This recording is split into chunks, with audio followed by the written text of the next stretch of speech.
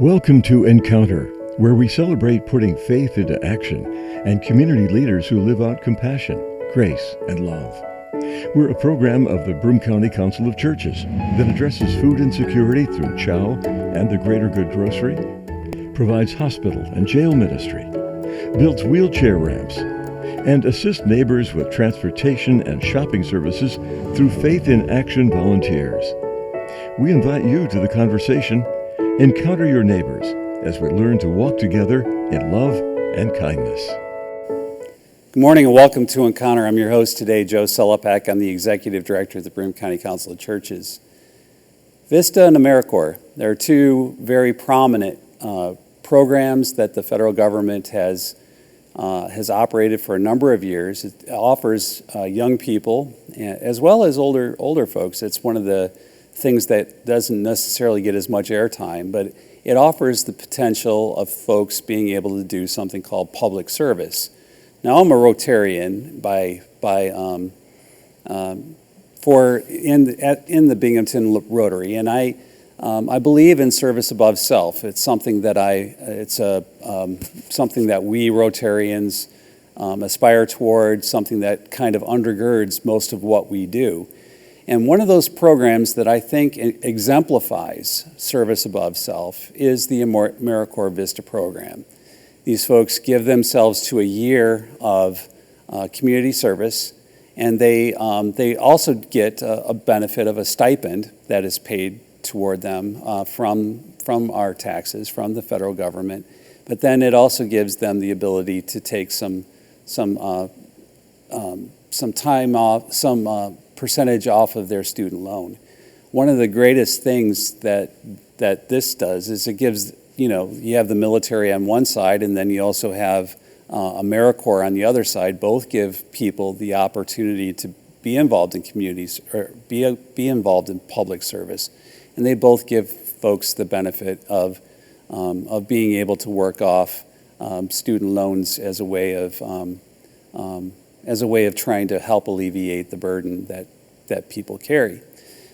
Two of our Vista workers are with us today, Vista members. Colin, Kelley, who is, you've been with us a little longer than David, Pulliam. David and Colin are working in our development office with Vista. So Colin, would you tell us a little bit about what Vista is and how it is different from perhaps AmeriCorps or something like that?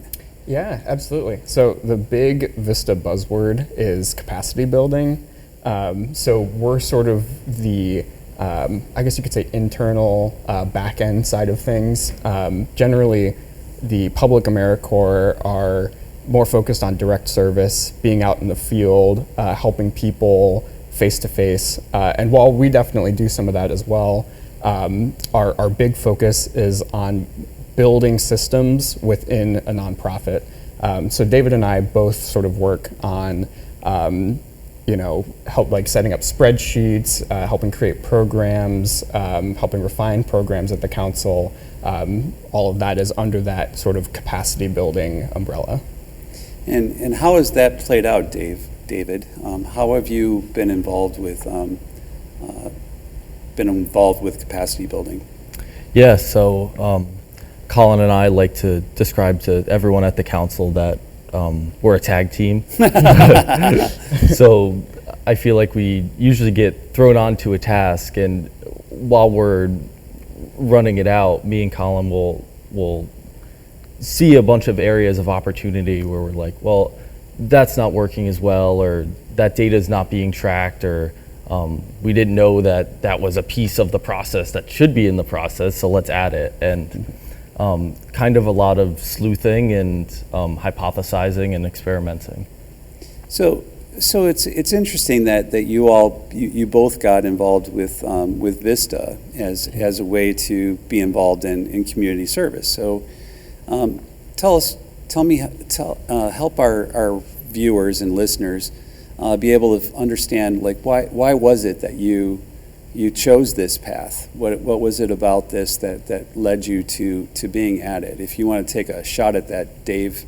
we'll start with you. Okay. And then we'll go to Colin on that one. Mm-hmm. Yeah.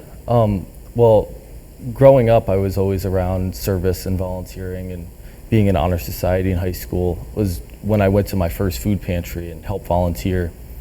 And then fast forward to college, I came to Binghamton and lived in the area for 4 years and kind of saw a lot of areas that needed some help and wanted to stay in the area, but kind of struggled to find an outlet to do that and help.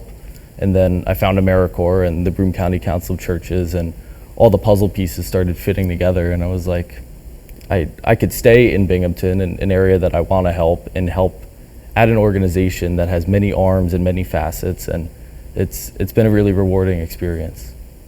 And Colin? Yeah, I think one thing that's really amazing about Vista is that not only are you helping the community, but the community is also helping you. One thing that I definitely wanted to gain from this experience was sort of that like professional development, learning how nonprofits operate, the grant writing side of our operations. I am originally from Chicago, and I moved out here to go to college. I went to Ithaca College, though not Binghamton. And after I graduated, I was working at Target for a little bit, and it was actually, I was working in the back end helping receive vendors and such, and one of those vendors was Chow. And so I met a couple of the employees from the warehouse, and they were always so kind. I thought the mission was super cool. And so as soon as I learned that there was this experience that I could be a part of that would give me knowledge about nonprofits, and I'd also be able to give back to this organization that I started to see like every week, and that was doing really great things in the community, it was the perfect marriage of ideas for me, so. That's interesting. It's one of the things that I try to tell our everyone at the council, including the folks who are drivers as well as the people on the phone and the rest of it, is that you are the face of the council. And so when people come, when they go to like Target, or they go to Wegmans, or they go to Weiss, or any number of places that we pick up from, that they're doing that they're actually making that connection. This is this is one of those times when I've actually seen that. I never knew that, Colin. That's a pretty cool story. Yeah, absolutely. I'm gonna have to remember that one. That one's one that one might get played back again at some point. We'll have to see about that. So David, you said you came from a family that encouraged you to be involved with community service.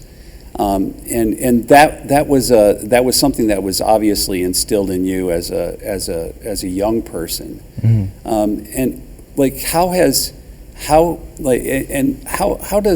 that kind of thing help you as an adult now? Like what are the gifts that come from that for you right now?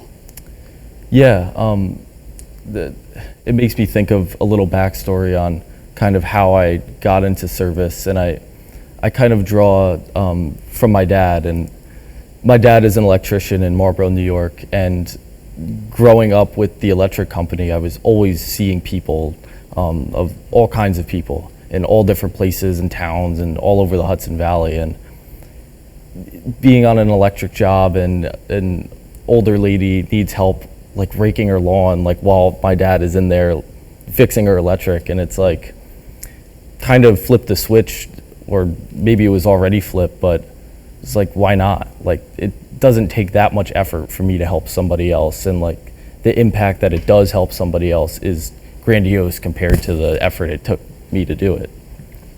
So fast forwarding, the impact of service and how that was instilled in me from a kid, it really fjorded the river of like helping people every day in daily life, and being able to talk to someone and kind of see emotions written all over their face, and you could tell they're having a bad day, and it takes the simplest like, hey, how are you? Like, can I buy you a coffee? Or it's so simple, and the impact is so big. Yeah, it really is. And Colin, like, so how is what Dave is talking about, how is that come come out in the work that you all have done with Vista, with the Council of Churches? Yeah, I mean, it definitely comes out every day. It's been so rewarding to see how we, again, we're not always in the direct service part of it, but when we're working on, say, the grocery bus schedule, and we switch this stop to here and this stop there, and then being able to go out and like be on the bus with Stacy, who I believe has been on this show before. Yeah, she and Kenya were on just a little while ago. Yeah, but like being able to just see how people react to these things and the stories they tell, and being able to listen to that. I kind of came from a neighborhood where I grew up was definitely a little more affluent, and I wasn't always going out and seeing these direct issues myself. And so I think being able to experience that has been something very profound, and just seeing how our impact from the back end is affecting people on the front end. It's yeah. So there's a bit of empathy that kind of grew up in this, right? Yeah, absolutely, definitely. And so like when you're doing a ride along, and I know you've done several ride alongs, David. I mean, that's been part of one of the things that you've been very active in, is trying to help with the operation on the bus and doing that kind of thing. How have the stories from the people, how has that kind of impacted you? So when Colin's talking about us going on these ride-alongs and kind of doing a little bit of tableside marketing and pulling people in, it's always really interesting that, so our grocery bus is a large 80s psychedelic painted bus, and like you can't miss it. I like to call it the Partridge Family Partridge Family for a grocery store, or something like that, right? Yeah. And you can't miss it. And like at one of our stops at Conklin Ave, the bus has been there for a few weeks, and we started going there and marketing, and me just being out there and pulling people in and being like, hey, like, do you see that? Like, do you know what that is? And they're like, no, like I honestly like never thought to think about it. And you tell them it's a grocery bus, like tell them about the SNAP matching program and all the good things we do, and you could just see it on their face, like, wow, like what? You have $2 ice cream like right now when I'm getting my kids out of school? Like, that's perfect. More for the kids are saying that than the parents. Yeah, we're going to be honoring some fifth graders for the in my Rotary Club, and one of the things that we do is we give them all these gift bags and stuff, and so I'm going to. It's for all the elementary schools in Binghamton, and so one of the things that I'm going to do is give free ice cream to the kids. Oh wow! So from the Greater Good Grocery, so it'll get them in the either on the bus or on the into the grocery store itself. I think it's not only fun for the kids, but it lets the parents know that there's something else involved in it too, right? Yeah. Mm-hmm. Yeah, well, this is cool. And my guests today are Colin, Kelley, and David Pulliam, and we've been talking about Vista and AmeriCorps and their service. Now, one of the things that from a provider's or a nonprofit perspective is that you all do offer a lot of capacity building for the nonprofit itself. So when you think about AmeriCorps and Vista, how do they help? How do they help the organizations that are a part of it? Well, either one of you can start off. It doesn't really matter. Yeah, I mean, I think it helps immensely, not just for those, obviously there's that basic line of extra hours of assistance, but I feel like getting assistance specifically in the back end of things is not common. When you think about the main area that nonprofits draw on work, it's usually volunteering, and you can't really ask a volunteer to come in and help create a new bus stop or like, hey, we need this a new food ordering system. Like, they're not going to know how to. I mean, they might, but it's an impossible ask for them. It's a tall task, and so I think having these dedicated people who can come in, they know about the organization, they know how it operates every day, and being able to sort of like look at some of these small things that were sort of getting pushed off to the side because there wasn't enough like employee work to be able to do them, and the impact they have is so substantial. I think about like our donor thinking program and how much it's improved since David and I have been able to help out with that. And it's a small thing, but being able to adequately thank people for giving to the council, it's a really important part of nonprofit work. And Colin, I know that you endeavor at some point to be involved maybe with a nonprofit or a philharmonic or something, because you have like these musical gifts and stuff that are a part of you. And so how do you think this is going to impact your future, as you think about that? Yeah, I think it'll impact it substantially. Even just getting experience in an office setting in general has been extremely helpful. Like I said before this, I was working at Target, and it was I was finding it extremely difficult to find a job, as I'm sure many people are right now. But so being able to hop into an office experience, and then plus getting experience proofreading grants, looking through like grant reports, because all of those skills translate directly into the music administration field, because a lot of music organizations are also operate as nonprofits. Mm-hmm. And David, one of the things that you were involved in was the ordering, food ordering. So, do you want to tell the folks why it was important for us to have something like that going on at the council? Yeah, like specifically that grant. Mm-hmm. So the money or the food was purchased on funds through the New York Food for New York Families grant, which is through the New York State Department of Ag. And the grant is all about purchasing local food, as in New York food, from socially disadvantaged farmers. And you could already tell right there that's helping bolster the farm economy, for one, and also socially disadvantaged farmers.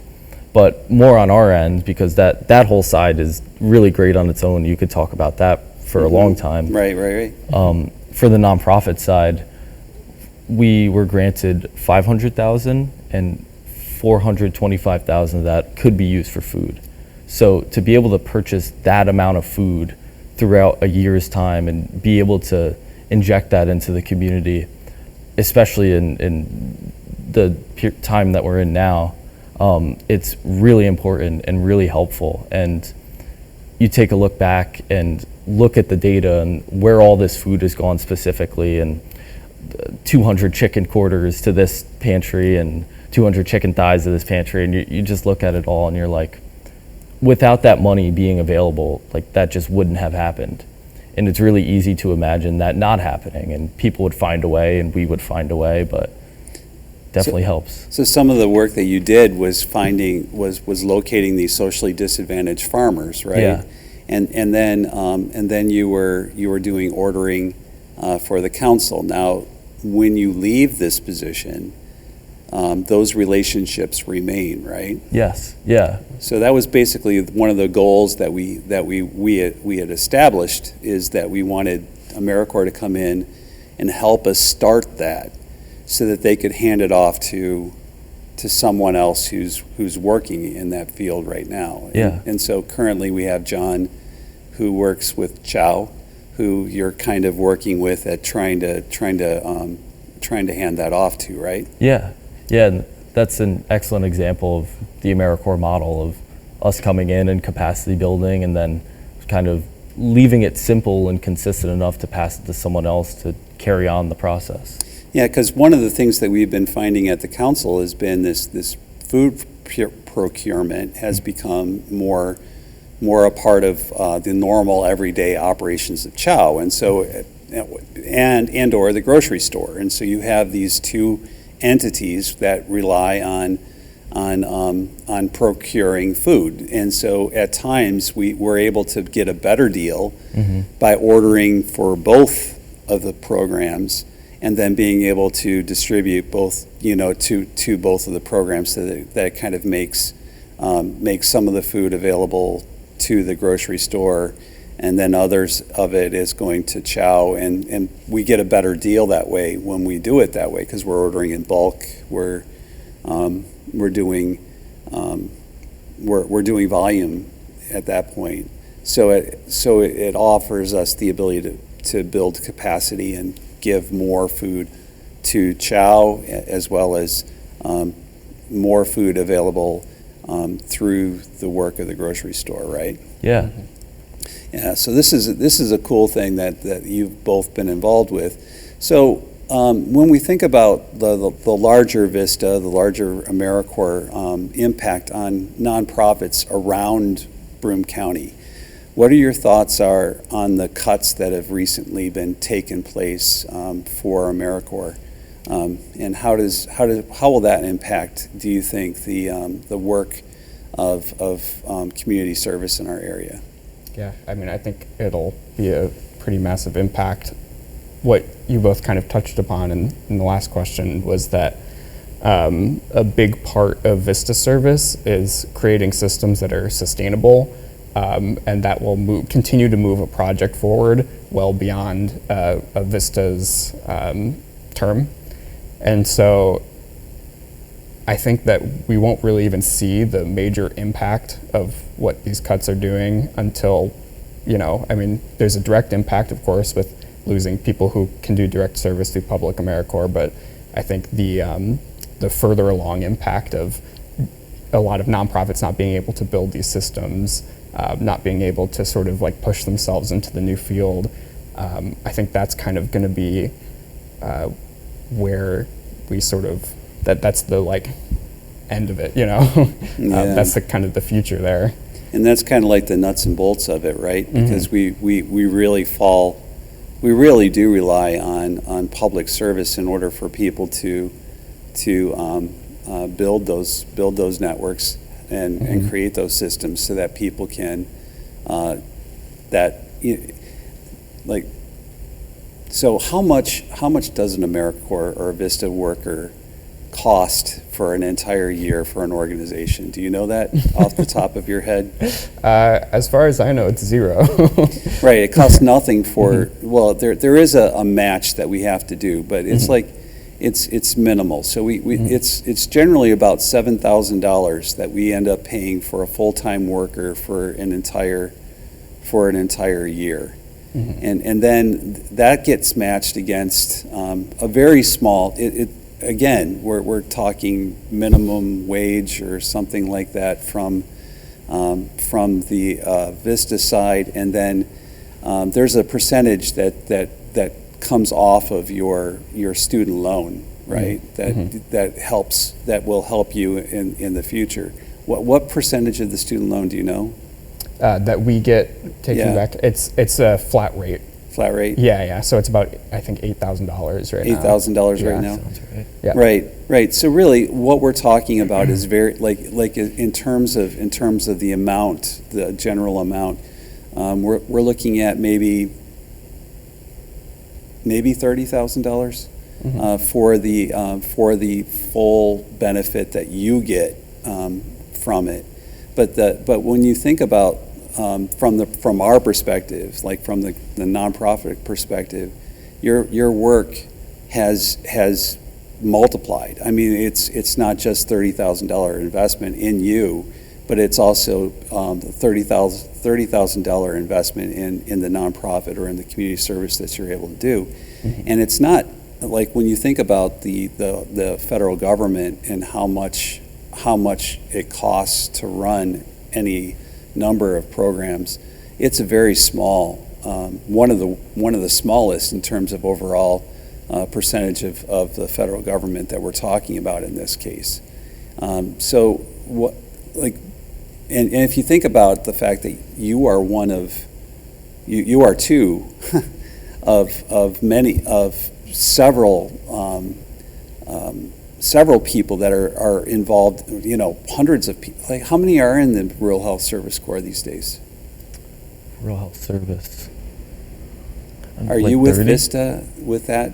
Like there's Yeah. got, so There's there, a lot. Our posters always say that across the country, there's 200,000 That's what I was saying. AmeriCorps. Yeah. right. So there's 200,000 across the country, but in terms of local service, there's like 40, 50, something like that. Yeah, and that has a direct impact on the nonprofits. So it costs them $7,000 to receive $30,000 from the federal government in order to make that work. They then are able to get a full-time employee at a very cheap rate, and then it allows them to build capacity so that eventually they can hand it off to someone like John, who will have a job. Yeah. And that's invaluable. And you multiply that across all the nonprofits in our area. The impact of the Rural Health Network and the Service Corps is amazing when you think about it. And now we won't have that gift.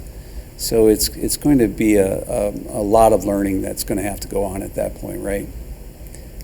Yeah. Yeah, and even yesterday I was tabling at an event and someone came up to me and they were like, "Oh, you're Chow," and we started talking, and she said, "Did you hear what happened to AmeriCorps?" I said, "Yeah, I'm a survivor." And she had said that she lost 2 AmeriCorps members that directly worked in the pantry, and she was like, "I have no idea what I'm going to do for the next pantry calls." So you could see the impact already. It's the same week. So yeah. Well, Colin, any parting words for our listeners? What is the value of community service? What does it mean to you? The value of community service is invaluable. I think it's kind of, in my opinion, it's almost a way forward for us and a society is to stick together, to help each other out, and I think community service is sort of like the peak of that. Yeah. Do you have anything to add there, Dave? yeah, and along with formal community service, there's always helping your neighbor and saying hi to someone on the street and just empathizing with people in general. We're all human in this race. And it's amazing to me that we have to, these days, remind people, just reach out, be kind, be considerate, help people across the street, rake their leaves, help them at a grocery store if they're having problems. Be kind to the people that are serving you because they may be having a bad day. It's all really about kindness, isn't it? Yeah. So I want to thank you both, Colin, Kelley, and David Pulliam, for being on Encounter today. And for all of you, I pray that you would have a great day, that you would also be kind and considerate to each other, and remember to serve each other with gladness and to be kind. Have a great day. Well, thanks for 20.